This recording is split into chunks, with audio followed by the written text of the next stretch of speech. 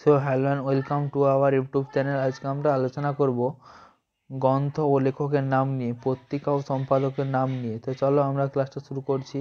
প্রশ্ন 1, all India youth congress কে প্রতিষ্ঠা করে? সঠিক উত্তর মতিলাল নেহেরু।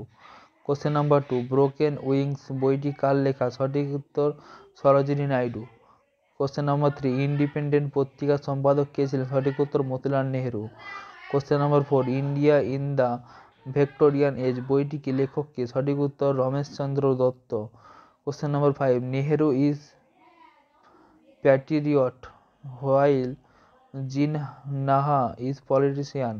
এই কথাটি কে বলেছেন? সঠিক উত্তর sir Mohammad Iqbal.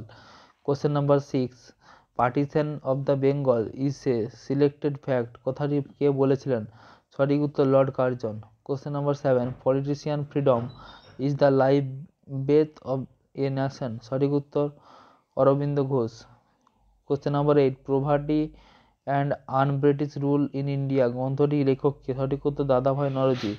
Question number 9, the song of India গ্রন্থটি কার লেখা? সঠিক উত্তর সরোজিনী নাইডু।